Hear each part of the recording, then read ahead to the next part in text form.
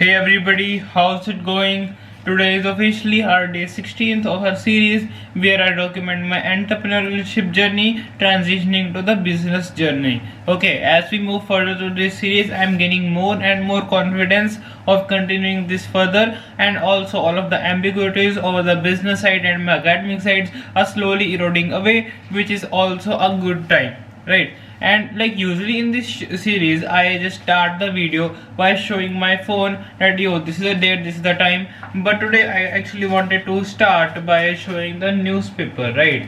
So the thing is, like the ongoing protests are there everywhere in India. In Delhi, you might be aware of the CJP protest and all. And honestly, I do agree with like a certain commenter yesterday, and he told that I don't get politics, and so do I, right? And I don't even like understand the major concept of politics and all. But the thing is, like honestly, for the like past of my like few years, like I've been actually hating politics, and I really didn't want to indulge in it, and I like really hated social science SST subject in my school because that was all rote learning. But for the like past, I guess 1 or 2 months, I've been really intrigued into social science and about politics and how actually the like economy flows. And why did I use the word economy here? Because I believe that social science is deeply related to economics, right? And as we see from the example just now, you have like probably been online on Instagram on various social platforms, and people are lamenting about their losses, and the mob of crowd is like really violent in Delhi. More and more people are gathering at the protest site. Government is like crushing it with the iron fist, and all of those frivolous rebukes, right? But if we like sideline them and actually see the point which I am going to convey right now, is that all of those social relationships are closely linked to economics. And what does economics actually teach you about? It teaches you about consumer behavior, about the psychology of the people. How is a rational consumer going to respond to a certain stimuli or change in the market? And this is all what is happening right now in our society. And this is why I always tell people, tell my friends that like commerce as a whole niche as a subject is the most practical and real life thing that you can ever learn, because it teaches you business, it teaches you entrepreneurship, it teaches you how to actually be in a real life, how to earn money, which is the prime goal of every single person who is living right now. Because if you see, all of those protests are happening right now,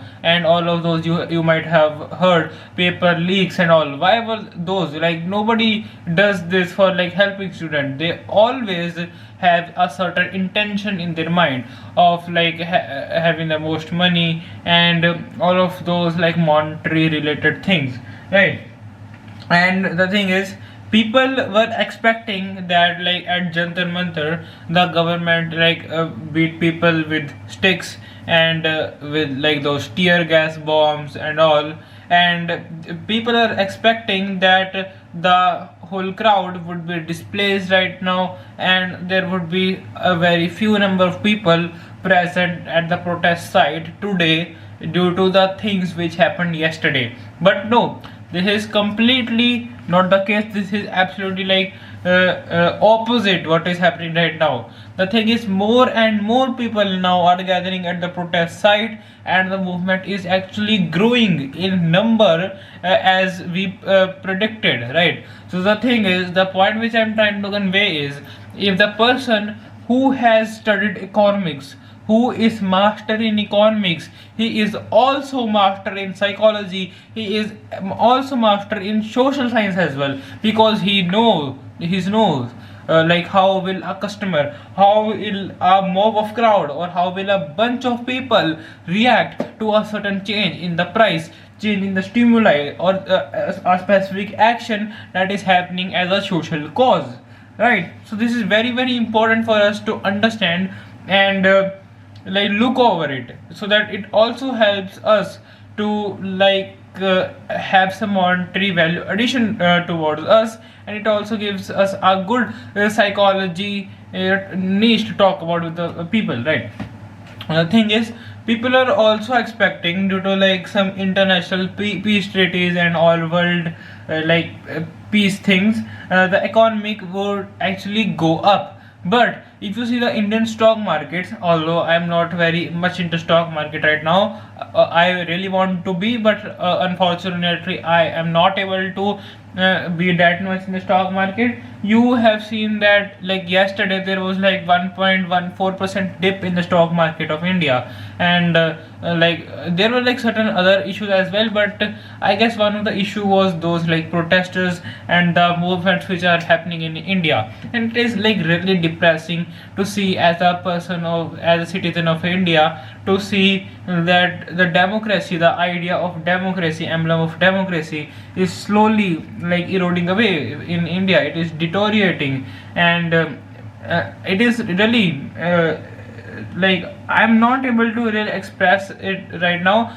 but this is definitely not what is expected from the government. And thing is, like, who am I to speak? I am nobody, right? I am not even a grain of like salt as compared to those big leaders. I'm no one. But the thing is, if a specific person, for example me or you watching this video, you are firstly let me clarify this with an basic assumption, that the thing is, people always say that you are nobody, only the rich one matter. If you earn money, if you are having good money and muscle power, then only you can succeed in India, then only you can raise your voice in India, then only you have basic like specific rights in India.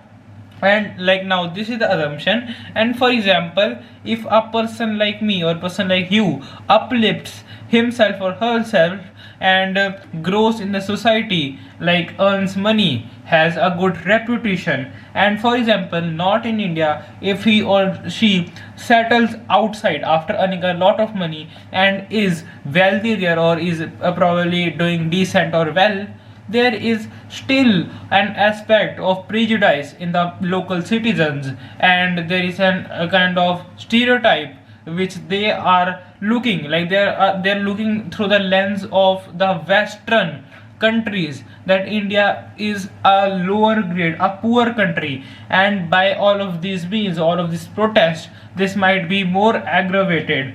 Now the thing is, government is not actually providing the responses adequately, and this is definitely not what should happen in an ideal scenario.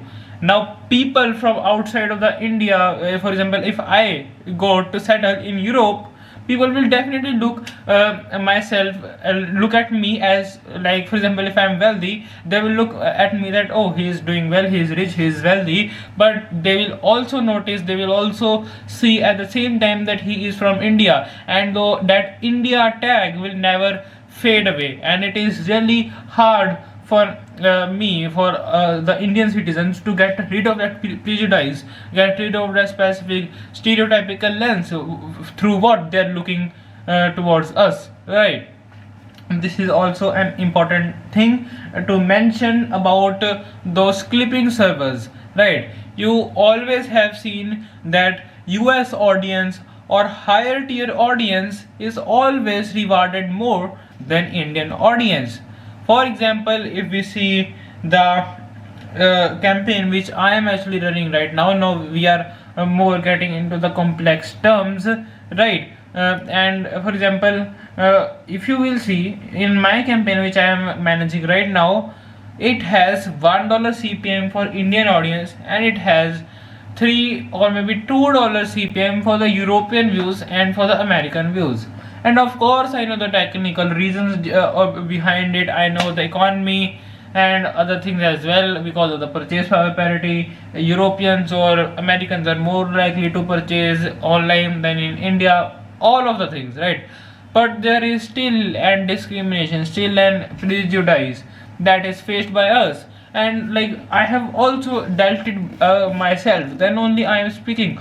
Because if I have not dealt with these certain things in my past, then there would be literally no credibility for me to speak right here. And people also reward Indian accent really low, right? They don't reward Indian accent. For example, if they want to have a sales call, they want to have a deal settler, or maybe a call closer, they will just, like, prefer the people from Europe or people from America who have an American accent, or at least non-Indian accent. And if a person from India has to be in that position, either he or she has to gain really high Audacity, and really he has to be really fluent in English and speak like an actual American, or people from Europe, right, to be able to get into that position if he or she is handling international clients. And this is very very important, right,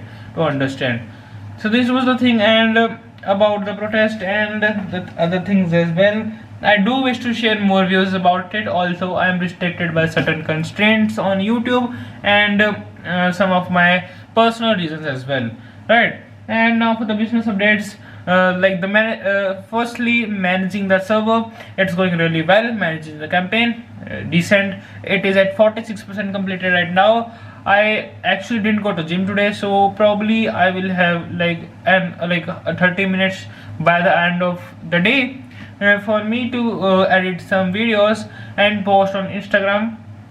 And definitely I will edit a couple of videos and try to post them onto the page and see how does it actually perform. And also I have to set up the automation on it as well, because the thing is, if you are posting on the campaign and you are having no automation, there is literally no use of it. You will not get any money. So yeah, this is an important thing. And apart from that, there is literally no more business updates. And apart from this, we will delve more into the school side and other things, physics side, and which I wish not to disclose anymore onto YouTube. Okay, so this is the thing, and I hope we can continue this series. And keep supporting, keep loving yourself, your country if you want to. And yeah, peace out.